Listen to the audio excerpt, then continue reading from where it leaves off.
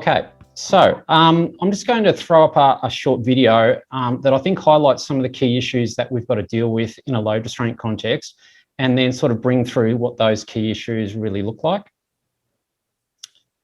So hopefully the tech works, because it never not works.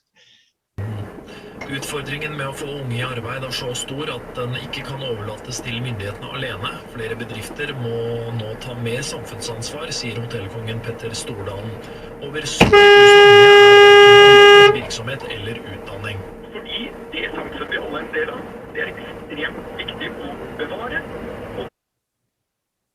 Okay, so the reason I play that video specifically is because that type of near miss that I'm sure if you're a parent, you'd be deeply horrified, because as a parent, I am, or I would, is that fundamentally the way we perceive the performance of our load restraint systems historically is predicated on events like that. So in other words, we have an emergency braking scenario in our vehicle, and if nothing moves, we feel like we can get some confidence in the performance of our systems. And I think we'd all agree, if we're the driver in that vehicle, now it doesn't matter that it's in Germany, it could be anywhere in the world, I think we can all agree that the driver in that vehicle will be giving full pressure to that brake pedal. They'll be out of the seat, standing over the brake pedal, because they're about to run over a young child. Mm. Now, when we look at that type of incident, that's the type of incident that helps people understand historically how their systems might be performing. And that's one of the issues that we have around this balance of understanding our performance of our load restraint against the legal requirement, and what we might have seen historically over a period of time that might have given us some confidence. So if I look at how this plays out in that moment with that taut liner and that young child, in a modern prime mover with a coupled up taut liner, you're going to be getting somewhere in the order of 0.65 to 0.68 G deceleration. In other words, the vehicle is slowing down in that range of 0.65 to 0.68 G. Now, the issue that we have in load restraint is that the legal requirement is significantly higher than that again. So the legal requirement reflects what happens when we have an accident, an impact between a heavy vehicle and a light vehicle. And that typically results in around about a 0.8 G deceleration. So the problem that we have is that people can have a perception of their load restraint system performance predicated on the historical performance of that system, which is anecdotally based on, what we call normal operating conditions, which may, include heavy braking. And they feel like it's okay because nothing's come off. And the problem that gives us is that gives you a false impression of where your performance might sit against the legal requirements, which are higher again. And unfortunately, not many of our vehicles are involved in impact incidents very often to understand, if that performance is going to meet the legal requirements. And it's probably pretty clear that the penalty of failure in determining whether your system meets the 0.8 G is pretty high, because fundamentally we have a driver sitting in the line of fire 100% of the time the vehicle's in motion. So we need to be careful about ascribing the performance of our system to be compliant on the basis of historical performance, because that's most likely not going to be the case. Your vehicle can perform over that period of time, heavy braking, no problem. That doesn't mean to say it's always going to meet the 0.8 G legal requirement. So that 0.8 G legal requirement comes from the performance standards that sit within Schedule 7 of the Mass Loading Dimension Regulation under the Heavy Vehicle National Law. And that allows us to do a lot of different things in a load restraint environment. So that is the legal basis for what we need to do for compliance. Now, what that gives us, I guess, in terms of a performance-based standard, if that's our legal basis, is that it gives us quite a few benefits, but it's also this balance of the benefit versus, the challenge. The benefits are sitting there, in terms of it allows us to bring together systems that are going to be flexible. They're going to meet the industry requirement. We know we can develop them as an industry to meet our needs. We can flex to new freight types really quickly. And this is a very common approach worldwide. A lot of OECD countries work on the same basis. The challenge that this gives us as a legal basis is there's no simple answer. Very, very rarely is there one answer to any one problem. And quite often, quite a simple freight type on the face of it can become very complex to determine the actual restraint requirements when you start bringing in things like packaging and other, dynamics that go with something that's on a vehicle. And I guess lastly, the challenge that we have in this environment, in this performance standard environment in our legal framework is the consistency of regulation. Because there's no one simple answer, it's a very hard task for our people in a regulatory environment to make a call on the side of the road as to whether a load is compliant or not. So that's the challenge we have in getting our load restraint systems to both perform better and be easy to use for our people on the ground. So in terms of, the consequences of failure here, we're in a really unique situation in a road environment because the people who are operating our vehicles, the men and women that drive our prime movers or our trucks, are sitting in the line of fire 100% of the time the vehicle's in motion. So if something isn't quite right about that load restraint system and we experience the 0.8 G-force, then more often than not, the load is going to come towards the cabin of the vehicle. And we have one of our operators sitting in that cabin 100% of the time when the vehicle is in motion. So the consequences of failure can be quite high. So I'd characterise these as high consequence, low likelihood issues. Having said that, when we look at some of the stats that are now coming out of the NHVR, and there's some really good work coming out of the NHVR around categorisation of intercepts, we can see that over 2019, 2020, we had approximately 30% of the intercepts involved non-compliant loads. So this is not around fatigue, it's not around mass, it's not around dimension, it's about how the load was configured on the vehicle. Now, I don't speak for the NHVR and I would have no wish to do so, but that's some of the stats that are coming out there around how they categorise their intercepts. So from our point of view, we can see that there's still, I guess, some work to be done in this compliance space around the load restraint piece. That's quite a scary statistic, really. Noting many operators are probably quite confident that they have the right measures in place, to be able to make sure their roads restraint systems are up to speed. It'd be interesting to get a bit of a sense of those of you that are on the call, whether you're the consignor or directly related to the transport operation, how confident you are that your systems are appropriate, or whether or not they do comply with the legal requirements. So I'm just going to put up our first poll today, which digs into that. Hopefully we can all just jump in. Yep, I can see the answers coming in now. So how comfortable are you that your organisation's compliant with the load restraint legal requirements? I'd be curious to ask a follow-up question. Did it alter after seeing Sean's video? Yeah. Which, you're right, Sean, as a parent, brings the heart up into your throat. Yeah, no, absolutely. I think this is one of these things where, for that poor driver in that vehicle, that's a real a moment that they won't forget in a hurry. For sure. Just another couple of secs. I see a couple more responses coming in. Interesting results too, actually. Right, I might just pull those results up. So we can see, here we go, share results. We can see that actually quite a number of the people on the call are feeling comfortable that they have the right systems in place. I mean, does that merge with kind of what you see with customers now, Sean? Yeah, look, I think that's a really good outcome, that we've got people with that, with that high level of comfort around their restraint systems. And I think what I see out of that is that The work that various regulatory bodies like the NTC and the NHVR have done around this issue is obviously starting to play out. And I'm really encouraged by that. Certainly as someone who's a road, I share the road the same as most people.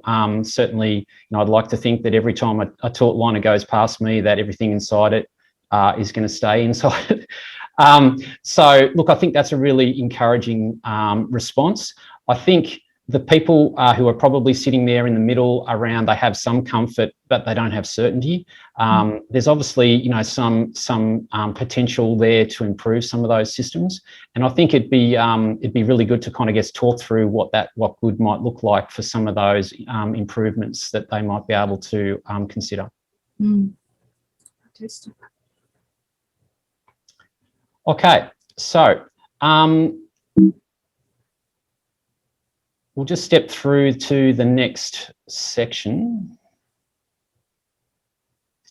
Okay, so I guess thinking about that poll result there and where people might feel that they might have some improvement opportunities, it's probably a good idea to pick up on some of what the critical risks are and where they sit, particularly across the consignor transport provider space. So the common critical risks that we see quite often start at the very beginning of the freight task. So packaging has quite a big role to play in maximising the safety of the whole activity. And I think consignors and packers, and sometimes that can be the same organisation, have a real role to play around making sure that the packaging can meet the requirements on road. And it's very difficult for a truck driver when they arrive to pick up freight to make that call at the time when the freight's ready to go. And like with most problems that relate to safety, it's really good if we can, address these issues at the very beginning of the activity rather than partway through. So packaging is definitely something where we see quite a lot of opportunity for improvement in a range of different freight spaces. Other areas that we see, opportunities for improvement and critical risk sitting, friction's always one, and anyone who's sort of sat through or been through any logistics sessions in the past will have had this, bashed into them many times. But it's still something that people don't seem to always be consistent around managing, is these, these steel on steel type surfaces. The loading configuration too is quite critical as well. So there's definitely opportunities to make sure we've got our frontline people, like our loaders, understanding that they can and should be pushing back when they see things that aren't loaded correctly. If we think about our loaders in a chain of responsibility setting, if you're a consignor and you are completing loading activities at the same time or as part of your activity, your loaders are really your last line of defence. These guys are the people who can make a critical call on the day and stop something high risk going onto the road. So it's really important that they're empowered to make the right decisions around the loading activity and have the right education and understanding of some of these critical risks. Sean, there was a follow-up question that came off the back of that last segment around, the statistics that we saw and how many incidents were as a result of poorly restrained loads. And I don't know if you want to take it now or perhaps as we go through, but the question was, what do you see as the biggest challenges in improving load restraint incident statistics? And I know you're going to talk to that a little bit, but perhaps you want to reference that here. Yeah, look, I think one of the biggest challenges is probably the piece that we're talking about here, which is around the collaboration between the transport provider and the consignor, and making sure that everyone understands the relative risk of their freight type. And I think that's probably the biggest challenge that we face at the moment, is to make sure that there's a consistent view in the supply chain about where the relative risk of this freight task sits. And I think a lot of organisations feel that their primary focus might be in a production environment or a manufacturing environment, and the supply chain piece is a fairly small component of their overall business activity, and therefore they might not have that investment in understanding where the risk sits for that supply chain piece. And I think there's definitely a lot more effort being put into that space, but I think it's that understanding of what is our risk in this transport activity relative to some of our overall business risk. And I think if you consider BlueScope Steel as an example. You know, you have an organisation that has blast furnaces, they have molten steel, they have all these sorts of really, you know, fairly high risk activities in their business, and yet one of their top 5 is transport of their end product, despite the fact they have all these really, you know, quite critical and dangerous, you know, high risk activities going on inside their organisation. They still have transport as one of their key transport risks, critical risks. So I think that sort of thinking is really key for us to improve our road safety outcomes. The flip side of the question was, where do you see the best chances for improvement? And I suppose it is the flip side of your answer about, you know, everyone having their role to play. And I really love that point you made, that your loaders being your last line of defence. Yep. I know Adam often talks about the role of, say, the gate guard, you know, visually checking the load as it goes through the gate.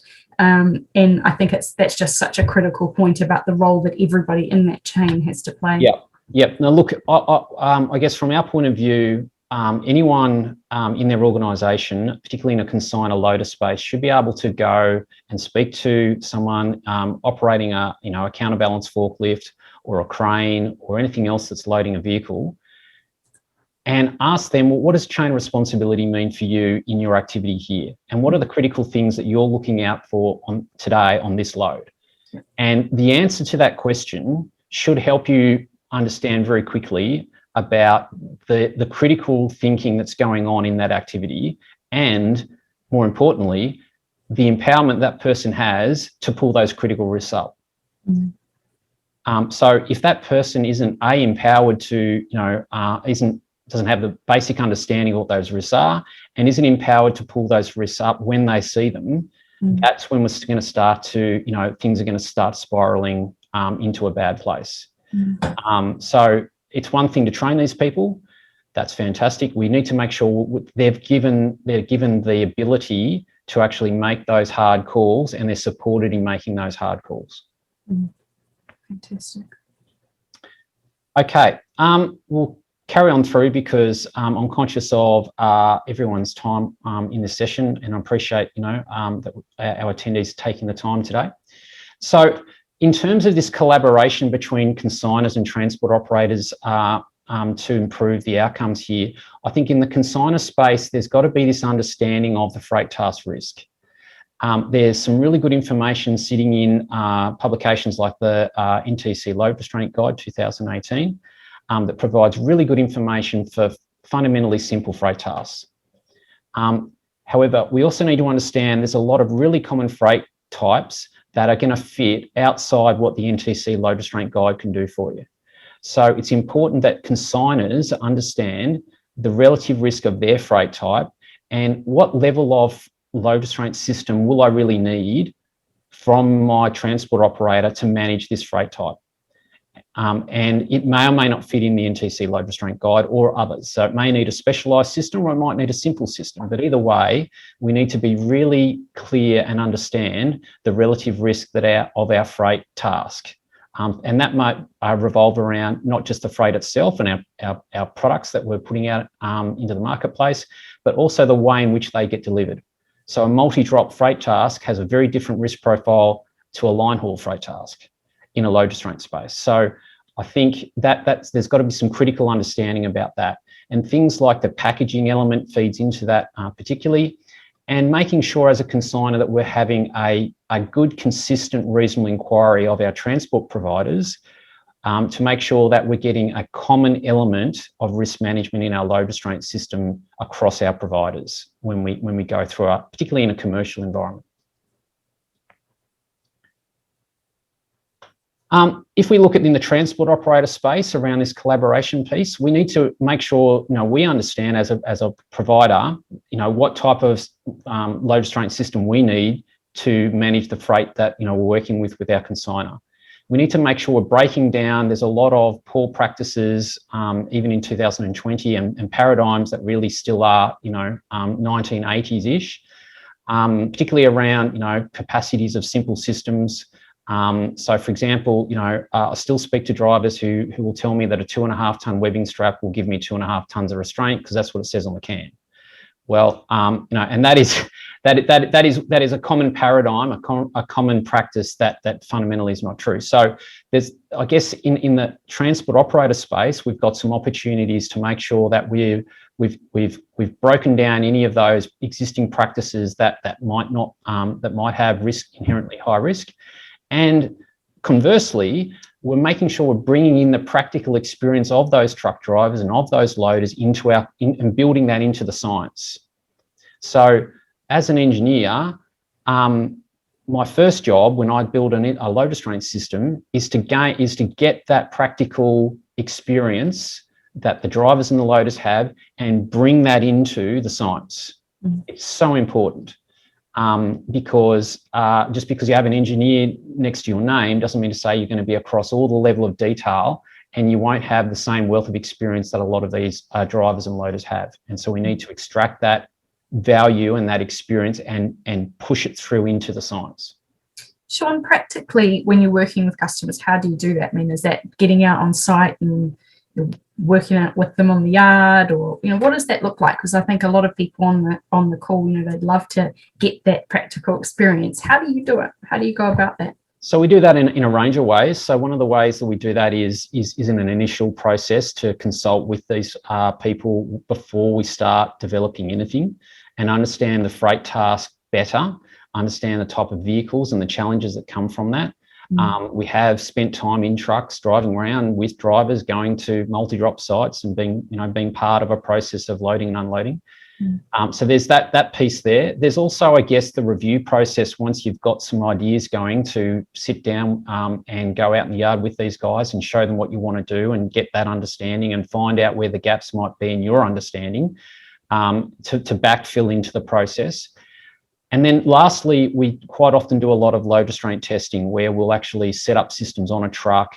We'll do some heavy braking type testing, and that's a really valuable space for us to learn from drivers and loaders about the particularities of any given freight task. So if I think about where we've been in the forestry environment, where we've done a lot of work there, we've learnt a great deal from loaders and drivers about how log trucks and forestry logs behave, through the process of about 200 tests. So I think you've got to be prepared to spend that time with these guys to build up that background, definitely. And I think it's that trust, isn't it? Hey, I've got an idea, let me run it past you. Would this work? I think that two-way dialogue is a fantastic way of being able to get people on board if you are looking to make changes or to understand what's working and what's not working. Yeah, absolutely. I think, our view is there's no single person that's got all the answers to anything. So, the collaboration piece is really important for us. That might be a nice segue, I think, to the second poll. Yes, thank you. So look, the second poll that we've got here today, team, is really around that question of if you're implementing a new system or you're looking to make changes, where do you think the most effort is required? And I guess as I launch the second poll, my view, Sean, is there's probably no one wrong or right answer to this, but just curious to get the views of the team and where they feel effort would be best spent.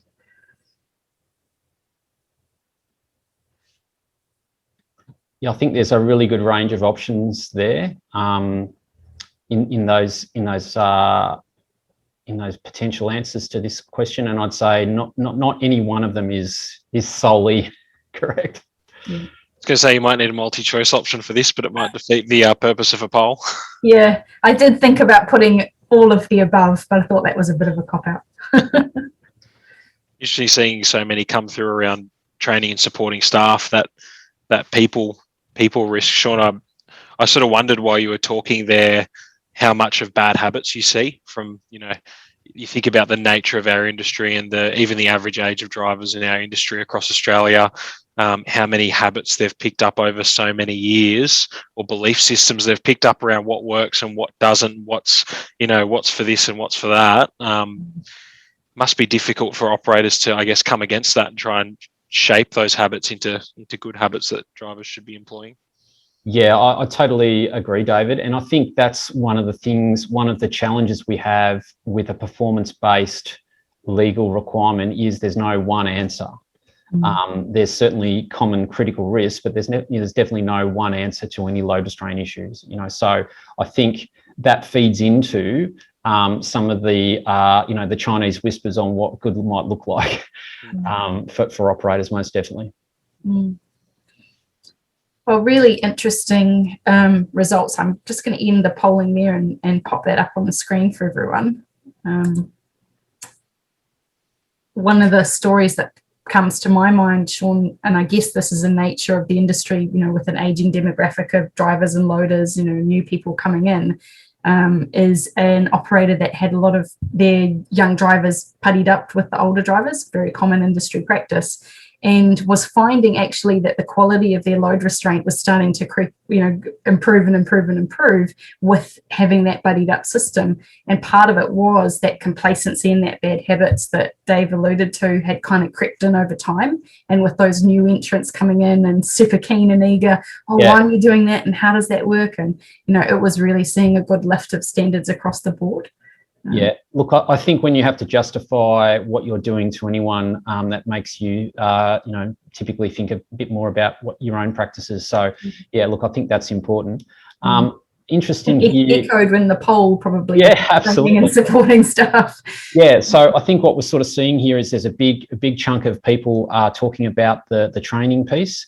And I guess for us, and we're going to talk about this a little bit more, the training is really critical. I would say if I look at the options here, the training for us is a big part. I'd also say the monitoring piece is also really critical as well. And certainly, I guess one of the activities that we get involved in is the sort of incident investigation space. And it's quite disturbing to see how frequently you go into an organisation where they kind of had a load restraint system in place, and they had some training in it, but no one was checking what was going on a day-to-day basis. No one was doing any monitoring. There was very little in terms of the way of confirming that system was in place and was being used.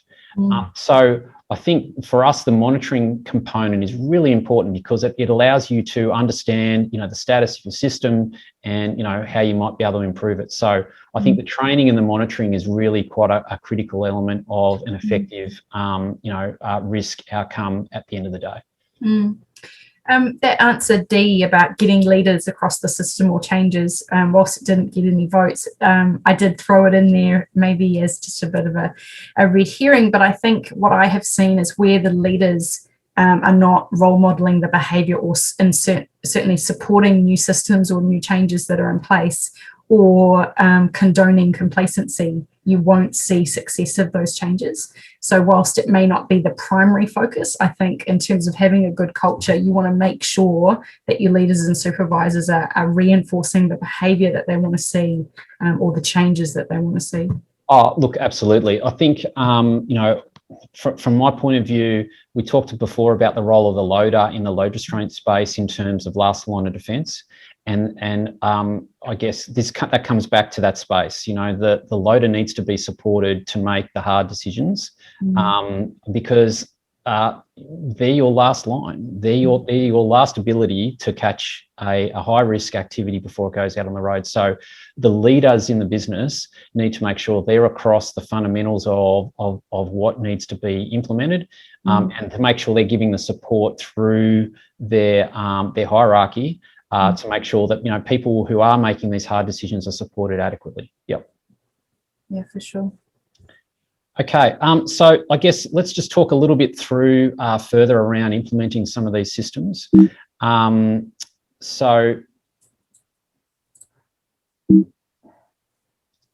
Okay, so if we look about bringing these systems together, so one of the things that we've learned over a long period of time is that if you're going to communicate effectively to loaders and drivers, you really need to take the effort to communicate visually.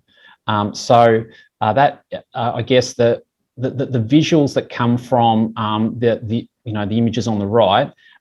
Anyone, doesn't matter whether you've got English as a first language or not, it doesn't matter. It doesn't matter when you left school, whether you went there at all, you can understand straight away what the key issues are and what you need to do. If I had to communicate that in words, it would probably be at least a page of text. So I think you need to make sure you're highlighting your critical risks diagrammatically with, do this and don't do that. I think probably worth just a shout out to our guests from last month, Sean, which was Daniel and Adam from Toll Group. They just had some fantastic diagrams, and we were quite excited when we saw those. Really taking those principles that you're saying there and showing that in action. If anyone on the call hasn't seen those, happy to share them as well. But we were given, Daniel and Adam were quite happy to share those. They were just a great example. Yeah, absolutely. I think, look, this is something that's really becoming quite more commonplace now, and it's great to see. Mm. The other thing, I guess, is to make sure that we're giving people, where we can, black and white answers. So anyone who's worked in an operational space will understand that if you've got anything that's a grey outcome, that's a little bit of black and a little bit of white, and it's not clear either way in certain circumstances, is really hard to manage. And certainly my time in an operational space convinced me of that pretty quickly, that we really need to be able to try and keep it really digital if we can. It's either black or it's white. So to minimise the likelihood of landing anywhere in the middle. The other thing, I guess, is that we need to make sure we're taking the physics, if you like, and distilling them down into the simplest possible form for the user. So, and that's the challenge of a performance-based standard when we have these legal forces that we have to implement and put them into a system, is make sure we're taking the time and you've got the right people who can actually bring that down into the simplest possible form for you into a compliance system. Mm. I guess in terms of this management of change and support in the transport operator space, we need to understand, I guess, what level of effort we need to put into our training activity and the implementation of these systems. So if you've got fairly simple freight and you've got a fairly simple load restraint system, then you can probably, access fundamentally simple training to go with it. So off-the-shelf systems are going to be perfectly okay. If you've got specialised type freight, where you've got a higher risk freight type and more specialised freight and more specialised systems, you're going to need to have more specialised training to complement those systems. Regardless of which type of training you have and at what level it is, it must have this whole aspect about the why. We have a unique culture, or reasonably unique culture in Australia, and fundamentally, if you just tell people what to do and you don't tell them why they need to do it, you can expect your compliance rates on that system to be pretty low. So if people understand the fundamental risks that you're trying to manage and how that risk plays out on a truck or in transit, and why that particular activity over here is going to be a problem in transit and how that's going to fail, then when you walk away, they will keep, your compliance rate will be higher than it would be otherwise. Because for us, the fundamental thing here is what happens with these activities when no one else is around. And we need to make sure that the guys, the men and women doing these transport tasks on our behalf are making the right decisions for the right reasons with that fundamental understanding of how things can go wrong. We need to make sure we've got good reporting processes for these people so that when things don't work out, that we can capture that information and feed that back into the system. And that needs to include between the transport providers and the consigners, so that we can, if we've got an issue in packaging that's resulting on the road or in the loading process, that gets fed through to someone who can actually improve that packaging, as an example. Mm. If I look in the consigner space, I guess that it's really important that we make sure we've got that clear understanding of our freight task and the relative risk that is set up by the type of freight that we're moving or having moved on our behalf, and the level of system that we really should be applying into that in a restraint space. Can we work with a simplified system, or really should it be a specialised system because our freight type is actually, quite a high risk freight type, or needs particular handling because of, the nature of the freight. If we're going to then go and select transport providers to do this activity for us, we need to make sure that we're applying a consistent understanding of the level of risk that load restraint system they're using is covering for us. So as a consigner, the level of effort we apply into understanding the restraint systems our transport providers are putting forward needs to be consistent. if someone's coming forward a specialised system for a specialised freight task, well, we need to put that in context with, others that might be simple, and understand the relative risk that we have between those two systems. So level playing field, if you like, between, various people who might be participating, particularly in a commercial process. It's really important that we understand, what we're being provided with here when we're talking to different operators, so we can place a value on that. If we're involved in that, I've talked about packaging quite a lot. I think it's sort of one of the understated problems in load restraint. So we need to make sure if we're involved in packaging in the consigner role, or we have the ability to influence strongly, that we are, exercising that influence and managing that risk. Okay, so I guess as a summary piece, we need to make sure we understand the gap that exists between the anecdotal historical performance we might have in a load restraint system based on normal operating conditions. If you think about the child, in front of the prime mover, for us, as horrifying as that is, that's not the legal requirement. Okay, the legal requirement sits above that heavy braking. It sits in, a light vehicle accident with a prime mover. So we need to be sure that our systems are going to perform to that level. We need to make sure we understand the freight task as a consigner and as a transport provider, and be sure that we've applied the right level of system of load restraint to that freight task, and applying simple systems, off-the-shelf systems like the NTC guide where it fits, and where it doesn't fit, making sure that we've spent the time to get a specialised system in place that's going to make it easy for the drivers and the loaders to use, and make it really clear on what those requirements are. Talked a lot about leveraging the driver and the loader experience, and plugging that into the science. And we've certainly done that over a period of years, and really placed a value on that experience that comes from the drivers and the loaders. And I think that's critical. There's no one person who's got any of the answers to any of these problems. But together, if we collaborate and we leverage the experience that people have, we can typically get to the right place, and to a sensible place. Making sure that we've got the support for those systems we're putting forward to the loaders and the drivers is really critical. They need to understand that, the decision making that we're asking them to make is real, and there's a value that we place on that. And when those hard decisions are made, that we're going to support them in making those hard decisions on our behalf. So I guess if you bring that all together, that's that sort of collaboration piece between the transport providers and the consigners, most particularly. I think without that working effectively, we're going to struggle to improve our load restraint outcomes on the road. Sean, we've had a couple of questions come through, and perhaps just before we jump into those, just a reminder to those on the call, please fire through your questions now. We've still got a few minutes left in the webinar, so great opportunity to put some of the curly ones to Sean. And I love this first question, Sean, which I think really builds on your point about leverage the driver and the loader's experience.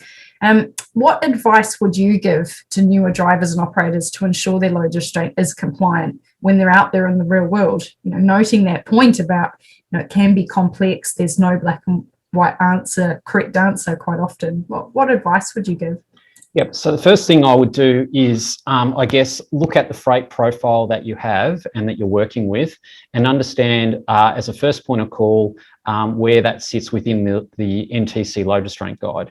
If you can find the information that is going to apply to that that freight type within the NTC guide, then I think that's a really good resource for people to look at to understand their critical risks for their freight type in a load restraint setting. If you're not finding what you're looking for there, then I think you need to take the next step, which is talk to your consigner or consignors about developing a system particular to that freight type. So I think NTC load restraint guide is your first point of call to understand your critical risks and get better informed. After that, it's really about talking with your consigner, and then you might choose to go to a third party, an external third party, to get better information, to get understand the problem better, and look at what the next steps might be there. And I guess maybe building on that, just from my experience, I think for the newer staff in the industry, they may have some reticence to go to figures of authority. So don't forget, encourage them to work together, work with your buddy drivers, work with the other loaders on your shift, talk to your peers, try to make sure that you're as knowledgeable as you can be, but also that you draw on the other team around you for support as well. Yeah, look, I would say so. I guess I would also say that in our experience, the NHVR has got a lot of resources in this space, and they have a lot of truck driver days where truck drivers can go and talk to inspectors and ask questions without fear or favour, and get firsthand from the people who are performing the intercepts on a day-to-day basis what they see as some of these critical risks as well. And I think that's another good resource for people to talk to as well. Are you seeing many changes in your experience in the types of restraints that are being used? It's higher use of ratchets and straps over dogs and chain, or? Yeah, certainly. We'd like to think that dogs and chains are, or certainly dogs anyway, are a thing of the past. Certainly, they're a very high-risk piece of equipment. Look, there are some, I guess, innovations coming through. Certainly, I mentioned the work that we've done in the forestry environment. The forestry guys have done a lot of hard yards on improving their load restraint and innovating as part of that process. And I think there's been some great load restraint system improvements there, using things like air winches to provide tensioning of restraints, looking at different materials such as Dyneema lines rather than chains to remove some of the manual handling aspects that go with throwing lashings over tall loads particularly. I think there's been some really good work with the trailer builders on load restraint rated curtains and getting those dialed in a lot better than they might have been in the past, and I guess improving the fundamental tools there in the vehicle space. So yeah, look, I think there's definitely a lot of innovation potential, and that's one of the benefits we have with our legal framework around load restraint, is that there is the ability to innovate like that. Yeah, most definitely. I guess along that vein of kind of innovation, there's a couple of questions that have come in about really the non-standard type loads. So the first here is about whether or not you provide services to non-transport industries. And the example given is landscapers and arborists, those that may need to secure loads onto heavy vehicles, but may not consider themselves traditional transport operators or load restrainers. Yeah, look, I think the ancillary vehicle fleet actually is probably one of the higher risk fleets nationally. I think one's only got to look at some of the trade vehicles that go past you on a freeway and some of the risks that come from that.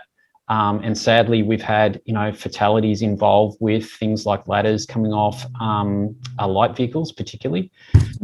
So yeah, look, I think there's definitely some miles to run in that space. In terms of people who don't feel like they're actually part of a supply chain, but their vehicle is just a part of one of their tools for their day-to-day activities, we've certainly done a lot of work with local government authorities on improving some of their systems for light trucks for transporting different pieces of machinery and equipment. We've done a lot of work for different, infrastructure organisations who are involved in maintaining and installing infrastructure. They don't see themselves as a supply chain organisation, but at the same time, they're moving a lot of kit. So I think, yeah, there's definitely a lot of opportunity in those types of fields and a lot of risk that's sitting in with them at the moment, particularly because a lot of people in those spaces don't see themselves as being involved in a supply chain or in a transport environment, but yet they're driving a heavy vehicle with risk of things coming off it the same as everyone else. Maybe a little bit further to that, the roles in all of this. There's a question around marine surveyors and whether or not you feel they should be engaged in non-standard container packs. The examples, open tops and flat racks. Does that change if you go back to securing cargo in a standard enclosed container? Or what do you think the role of the marine surveyor is in that? Yeah, so look, I guess this comes off the back of some of the discussion that I know the guys did with the last of these series, which I thought was great. I guess the container packing and the certification, if you like, or the confirmation of how the container or the flat rack has been packed is quite important. I think marine surveyors have a role to play in I guess that mode of transport in the sea freight process. I guess what we see is that there's some I guess the dynamics that go in sea freight are quite different to road. So we need to make sure that we've got the securing of any freight on flat racks or open top containers done to meet the road standard, as well as what might be in the marine standard. You know, there's standards with the IMO and around what that looks like in terms of they have similar performance standards that are international. So yeah, look, I think marine surveyors have a role to play in terms of the sea freight component. I guess the reference around the road component is sometimes it can be higher. So we need to make sure that it's done in concert, so the same system will work for both modes. Yeah. I really like this question, Sean, kind of looking to the future and your point about innovation, kind of where we're going. What do you think the impact of automation might be on this part of the supply chain? I think it could be huge. I think it could be great. A robot's going to be, taking over. Yeah, look, I think really where we need to go with a lot of freight and how it's handled and transported and secured is really into a modular space. So, looking forward into the future when we have potentially driverless vehicles, I suppose, then that's going to pose some challenges in the loading and the restraint scenario. But I guess in terms of an automation space, there's a lot of really work being done already in how vehicles are being loaded, and a driver will never see how the load's being configured or loaded at all. They just literally jump in the cabin and drive. So I think there's work being done already that allows that automation piece to happen fairly well. Is there more opportunity? Absolutely, there is. And I think where that really fits is I guess in the modularization of our freight and trying to, I guess, take the shipping container type of thinking and apply that through to a wider environment where we can, preload vehicles, minimize the driver manual handling content, because we understand, that has a risk of its own. And I think there's opportunities to actually, improve our freight efficiency in doing so. We're just about out of time. We've got one further question, probably time for even one more if anyone's sitting on one that they've got burning still in their mind.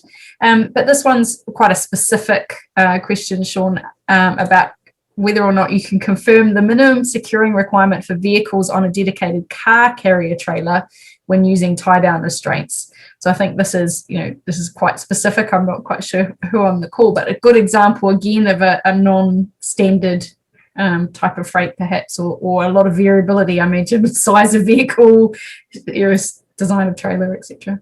Yeah. So I guess this is one of these things where the trailer manufacturer typically will have a restraint system that they've built into the trailer to allow that to happen effectively.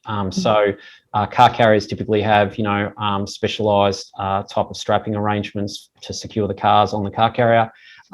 The bottom line is the way those cars are secured doesn't need to meet the same force requirement that every other piece of freight requires, which is that the cars need to stay on the carrier when you have a point H accident. And I guess in our experience, there's probably quite a few systems more on tilt trays that are probably got room for improvement on securing the cars to the vehicle or the heavy vehicle. But yeah, that the same fundamental requirement will sit. So there's a range of ways that can be done in detail that I won't be able to answer in 30 seconds here today. But yeah, look, there's off-the-shelf straps that can facilitate that sort of restraint system quite adequately. And we've done a lot of work for some of the auction businesses for second-hand cars and how that needs to be done.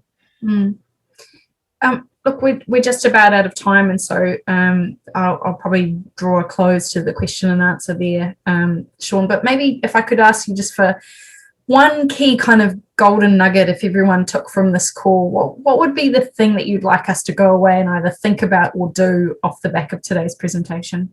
Yeah, so I think if I was going to suggest what that would be, it would really be about understanding the potential gap that your load restraint systems might have and that your transport operators are using based on, you know, the normal operating conditions and the performance that comes from and the legal requirement, and kind of put that in the perspective of how complex your freight task is, and making sure we've got the right system to cover that complexity. Yeah, a really great message. Thank you so much for your time today. Really appreciate it. I'd like to acknowledge all of those on the call, either from NTI, from our customers, from around the world. Great to see some global participants today. As normal, we'll be sending out a highlights reel of today's recording and also the full recording if you'd like to share that with anyone, or perhaps you'd like to watch it back, and also a summary of today's questions. We also have a couple of resources that we're going to provide just that give a really short, sharp summary of some of those key points that Sean's made today. Thank you so much to all of you that were able to attend today. As I said, this is the last Tuesday of the month, so it's not too hard to figure out when the next ones are, but we'll make sure that we're sharing those through the regular channels. And please, if there's anyone else that you can think of that might like to come along to these presentations, or if you have any topics that you'd like to suggest or recommend for us to look at presenters in the future, please always feel free to send those through. Once again, thanks so much, Sean, and thanks to all our attendees today. Thanks so much. Okay. Cheers.